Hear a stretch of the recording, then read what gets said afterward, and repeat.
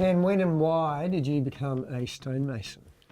I became a stonemason by accident, basically. I was working with my father on the family farm, and he suggested I should probably find a bit of extra work. So we were running a bit low on funds, and so I applied for a job as a labourer, which turned out to be in a stone company and making kitchens, and I was apparently really good at that, so continued from there. Did you like it? Yeah, I like it. Yeah. Liked it. Liked it. Liked it, yes. Can you remember when you first started working with engineered stone? We trialled it at the first company I was with, briefly around the year 2000, and they rejected it. And then I started working, I changed companies sort of early 2000s, and the company I was with there loved it, and they used it a lot in sort of commercial apartment buildings and stuff. Why did your first company reject it? Not for safety, just for... They considered it was rubbish. Rubbish. Rubbish. they were just natural stone and marble and granite, and they considered that how it should be, and yeah. So when you were working with engineered stone, a lot of dust? A lot of dust. Many safety precautions? Where I would know. Did you know anything about the dangers? Not like it is, no. Right. It was... Did you become aware, like you were diagnosed in 2018, did you become aware at any time prior to that, there could be something here?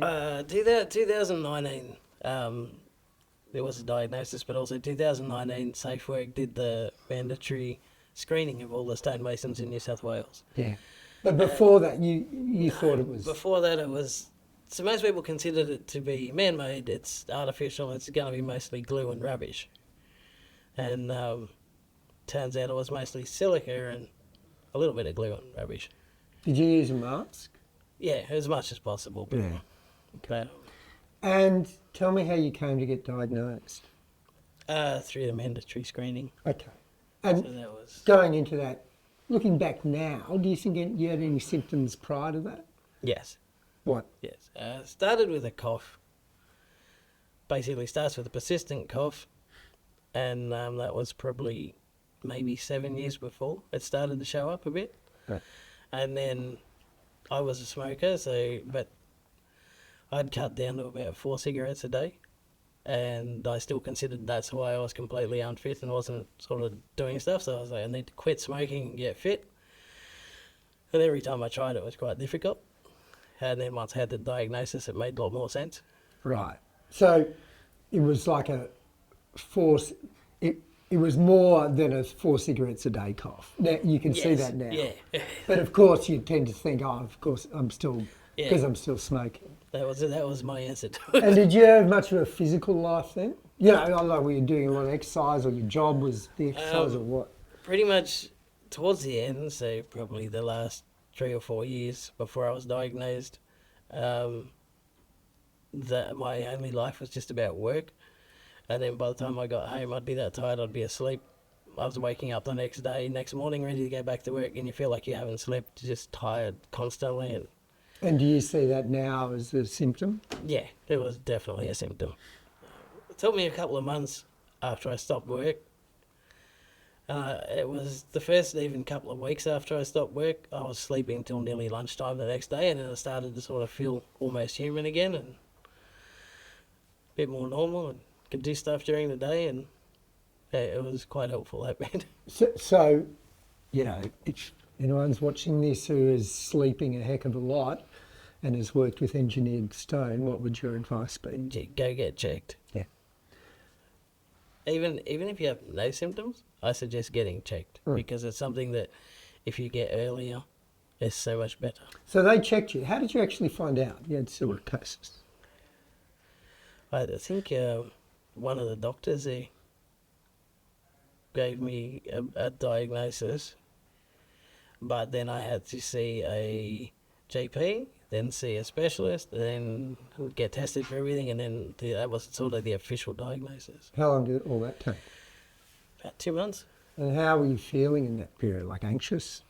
I had a lot happen in the very short period, but yeah, part of it was also they were undecided if I had lung cancer as well. So that was a very intense couple of months. Yeah. How'd you get through it? Stayed busy, really busy. But were you still working? No, I stopped working. The How long after the diagnosis did you well, stop working? the day I went for the screening. I was at work for another week after that, and then How'd your employer react? poorly. Do you want to expand on that? Yeah, I mean, having said that, I said this to Andrew too. Remember, anything you say might be on this portal, so you say as much as you can. had very little interest in agreeing to the bit where I can stop work, and no interest in anything that would help a person get compensation or feel a little secure about their income or anything like that. It was just How long did you work for? 12 years. Had a good relationship prior to that? Pretty good. Pretty good. Yeah. Okay. So you said something earlier. You said you got through that couple of months where there was a lot happening, in your words, Yeah. by staying busy, but you weren't working. It's fantastic advice to stay Yeah. busy, but how did you do that? Well, where I was living at the time, the bushfires came through in December and burnt everything. Wow. And I was diagnosed in October, so we were basically preparing for that. I had my son helping me. Where's that? Mount Tamar, Wow. up in the Blue Mountains. I guess that's one way of staying busy, Yeah, but a it pretty helps. stressful one. It was intense. Yeah. So there was that much happening. I didn't have time to think about it too much, and as it always comes down to, there's no point worrying about it because you can't change it. You can do other stuff, so you worry about stuff you can change. That's a great bit of advice too. Yeah. So when you got your diagnosis, officially, you got silicosis, you can't work in that industry anymore. Yeah. What prognosis, what did they say was going to happen? How severe was yours? My official sort of worst case diagnosis was a 5-year lifespan. Apparently 5 to 10, depending whether I had double lung transplant. I'm just about at the end of the 5-year lifespan now, so I feel like I'm doing all right. That's good. So yeah. Yeah. But that's pretty scary news, isn't it? Yeah, it's it makes you rethink a lot of stuff. Well, how many kids you got? 2. 2 kids. And how old were they 5 years ago? Got to do maths now. My son was 17. He just finished high school at the same time I got diagnosed. Yeah. And my daughter would have been 12. Yeah. 12. So, yeah. 10. Yes. 10, okay. 10. That's all right. So it's pretty confronting stuff, Yes. isn't it, when a doc says that? What, okay, so let's go through how, in various kind of different ways, it has affected your life. Firstly, work-wise, you left engineered stone. Did you work beyond that or not? No. For me, it's given me an opportunity to work towards stuff I'd wanted to do before. Like what? Building race engines. Building race engines? Building race engines. Building Yeah. engines. Yeah. So in theory, I'm doing that with my son. It's something where there's not a lot of physical Yep. restrictions, and I can sort of do that at my own pace and not have to sort of stress and push myself too hard. Yeah. It's quite good. But it's a good activity, something you care about. Yes, it's something we've sort of always been passionate for. And, Yeah. Yeah. So have you worked since 2019? Officially, no. Not as in for somebody or anything. Yeah. No. And have you got workers' comp from ICAP? No, sorry, not from ICAP, from, you've got workers' comp? Yeah, I did a personal compensation claim, Yep. and that helped a lot. Yeah. It took about 2.5 years to go through, but it was held up due to COVID, because COVID kicked off at the beginning of 2020, pretty much. So, Did it end up going to court? Or just settled beforehand? I believe it settled. Well, you'd remember going to court. Yeah, I didn't have to go to Yeah. yeah. And a lot of them settled pretty quickly these days. I think it's a lot simpler now than it was then even. Yeah. Stressful, that? Stressful, yes. Lots of paperwork. How'd you deal with it? Just got on with it. Got it done. It's the only thing to do. Yeah. get it done. Have your physical symptoms got worse the last 5 years? Yes, How? slightly. I get out of breath faster. I don't think I've jogged or run for at least 5 years, or even attempted it. Yeah. It's very hard to the hardest part with it is even now I'm supposed to lose weight to be considered for the lung transplant, which is quite difficult because you can't exercise enough to get your heart rate up to be losing weight. Yeah, right. It's a little challenging. You can walk or talk, but not both at the same time.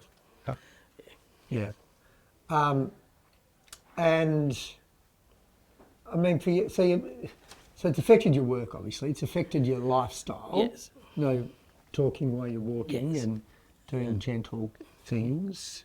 Yeah. Financially, a lot of stress, but is that okay now? Financially was a lot of stress. Yes, it's okay now. It's good, but it could easily have gone differently, which, yeah, I can understand why people worry about it, but What advice have you got for people coming to terms with this emotionally? that it's not an instant death sentence. You still have a life. You still have stuff you can do. And sitting in the corner and worrying about it is not going to do you any favours.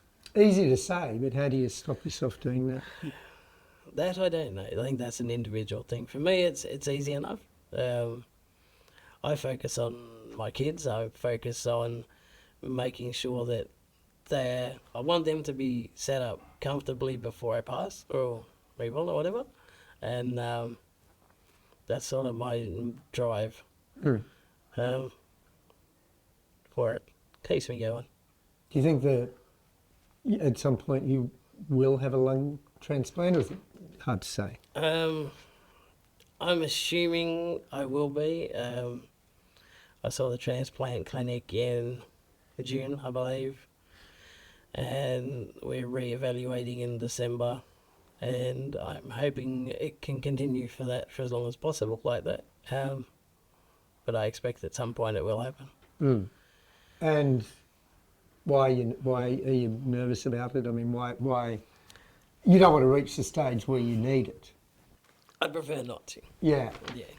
Is it going to help a lot if you do get to that point and you have one? I don't know. So their thing, as they said, was you have to make a decision if you consider you have, because the average survival rate on the lungs is apparently 7 years. So it was, if you consider you have 7 years left on your lungs, or whether you take the risk of 7 years on the transplanted lungs. Right. Well, you need good advice, Yeah. How are you going to know? That's it. Do you have any advice about getting to the right doctor or doctors or nurses? How important is that, and how do you do it?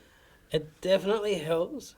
I found, because I changed specialists, but only the specialist I had even suggested I go to the one that I've got now. So that was quite helpful, but they seem quite good now. I think it's got a lot more attention. There's a lot more of it, so they're a lot more switched on. I think to start with, it was still quite unknown. Like 2019, no one had really heard of it here much, and they weren't seeing it. So are you kind of happy, or at least happy-ish, about where we've come from in the last 5 years, from when you were diagnosed to now? Has there been a lot of progress? I think there's been a lot of like heaps. It's quite good. If it had happened earlier, in my opinion, it would have been fantastic. But it's definitely for the future. It's changed things. What in terms of people knowing more, being more accepting? They know more of it, and there's a lot more being done to prevent it. So much more stuff available. It changed things a lot very quickly.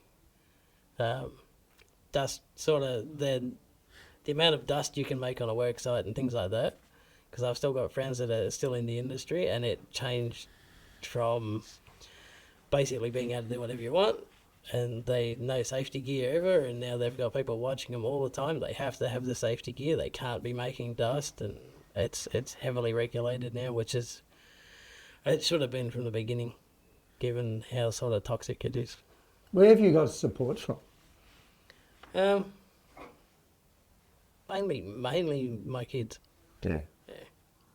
And it sounds like you got a fair bit from yourself. Like you sound Yeah, pretty, well, that's- pretty resilient. It's basically me, I think, in a lot of ways. I can't sit still. I can't dwell on it. Yeah. I just need to keep going. Yeah. And what advice do you have for people who've just been diagnosed? See a doctor, see a solicitor, get a good specialist, get a good solicitor. And it's not the end of your life. Find something you enjoy and do that. Like building drag race engines. Yeah, like playing with drag racing or Yeah. race engines and whatever. If you've wanted to do something, there's no point putting it off anymore. And I guess when you're diagnosed with silicosis, there are things that you can't do, but there are still lots of things you can Still do. lots of And things so you can. work out what amongst them Yeah, are going to interest you that's it. and Yeah. enhance your life. That. Yeah. Yeah. Not putting words into your mouth. Find things that you can do and find ways around it, and there's always a way if you try hard enough. Yeah. Yeah. Yeah. Find something interesting, it's much easier to find the way. Yeah. Yeah. How do you feel about the future? Future is very. I try and. My theory is you got to live like you're going to live forever. And prepare to not, though. Yeah. So you do a bit of both. It's quite uncertain as far as I'm concerned at the moment. But I can't worry about it. I just got to see what happens and yeah, keep going. That's it, I think.